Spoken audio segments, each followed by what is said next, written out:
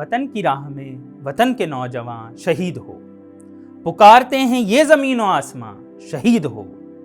राजा मेहंदी अली खान के ये अल्फाज अगर शहीद खुदीराम बोस की याद नहीं दिलाते तो फिर किसकी याद दिलाते हैं? खुदीराम बोस को हिंदुस्तान की जंगे आज़ादी में सबसे कम उम्र में फांसी का फंदा चूमने का फैज़ हासिल है। 1908 में उन्होंने बिहार के मुजफ्फरपुर में एक अंग्रेज जज को बम से मारने की कोशिश की थी। जज किंग्सफोर्ड की किस्मत में अभी मौत न लिखी थी। बम 2 अंग्रेज औरतों पर जा गिरा और वो बच गया। यह हिंदुस्तान में अंग्रेजों पर पहला बम हमला था।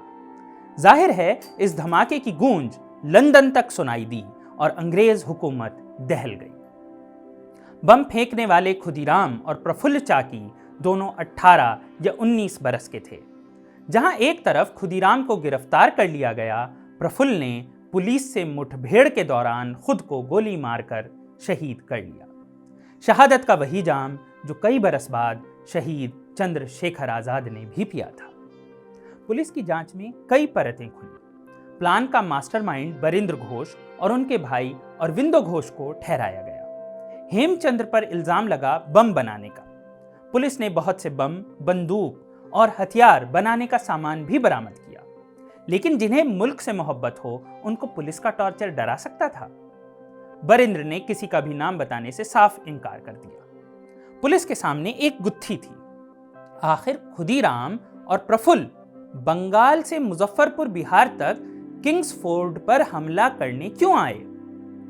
बरिंद्र घोष का कहना था कि वो हिंदुस्तानियों के खिलाफ फैसले सुनाता था, लेकिन वो कुछ हफ्ते पहले तक कलकत्ते में ही था जहां उस पर हमला आसान होता। खुदीराम की गिरफ्तारी की वजह ही ये बनी कि पुलिस वाले को बिहार में एक बंगाली बोलता हुआ आदमी दिखा और उसने खुदीराम को पकड़ लिया। कलकत्ते में बम फेंकने से ये डर खत्म हो जाता। फिर आखिर क्या वजह थी? थोड़ा अगर पीछे जाएं तो हम पाएंगे कि चंपारण, जो उस वक्त मुजफ्फरपुर का हिस्सा होता था, सियासी सरगर्मियों का गढ़ बना हुआ था। अंग्रेज वहां जबरन नील की खेती करा रहे थे, जिसकी मुखालफत हिंदुस्तानी किसान कर रहे थे। किसानों के इस आंदोलन की कमान शेख गुलाब और सीतल रे के हाथ में थी। 1907 में शेख गुलाब को अंग्रेजों ने गिरफ्तार कर लिया। उन पर इल्जाम था कि वो अंग्रेजों की मदद किसानों के खिलाफ क्यों नहीं कर रहे। 1908 की मार्च में अदालत ने उनको छोड़ दिया। नील के सौदागरों का कहना था कि चंपारण के इलाके में ऐसे अंग्रेज अफसर तैनात हों जो हिंदुस्तानियों से सख्ती से पेश आ सकें, ताकि गुलाब जैसे देशभक्त जल्द जेल से न छूटे। कलकत्ते में तब किंग्सफोर्ड एक जालिम अफसर माना जाता था जो हिंदुस्तानियों से खास दुश्मनी रखता था। उसका तबादला मुजफ्फरपुर कर दिया गया। उधर इंटेलिजेंस ने यह खबर दी कि किंग्सफोर्ड अगर बिहार गया तो उसकी जान को खतरा है। किंग्सफोर्ड ने इस चेतावनी को नजरअंदाज कर दिया कि जब कलकत्ते में किसी ने हमला नहीं किया, जो कि क्रांतिकारियों का गढ़ माना जाता था, तो चंपारण में तो क्या ही होगा। दूसरी तरफ नील के सौदागर ये पहले ही लिख चुके थे कि शेख गुलाब का आंदोलन और बरिंद्र घोष के क्रांतिकारी मिलकर काम कर रहे हैं। ये साफ था कि किंग्सफोर्ड को गुलाब और सीतल सरीखे किसान नेताओं के लिए ही लाया गया था। उसे आए अभी कुछ हफ्ते भी न बीते थे कि उस पर बम से खुदीराम और प्रफुल्ल ने हमला कर दिया।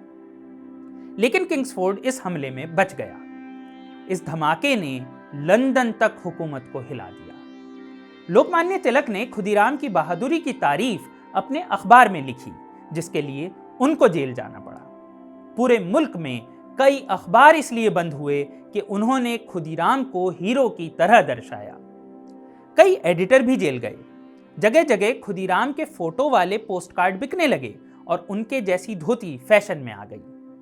यहां तक कि धोती के बॉर्डर पर खुदीराम का नाम कढ़ा हुआ हो तो उसकी कीमत बढ़ जाती थी। इसके बाद चंपारण में आंदोलन और तेज हो गया। गुलाब ने खुदीराम की फांसी के 1 महीने में ही विजयदशमी मेले में लाखों किसान आंदोलन के लिए जुटा लिए। हर दिल में एक ही सदा थी, इतने बाजू इतने सर, गिन ले दुश्मन ध्यान से, हारेगा वो हर बाजी जब खेलें हम जी जान से। आखिर पुलिस क्या करती? जुल्म, कैद। शेख गुलाब, सीतल रे और बाकी नेताओं को कैद कर लिया गया, लेकिन देशभक्ति के जज्बे को कैद न कर सके।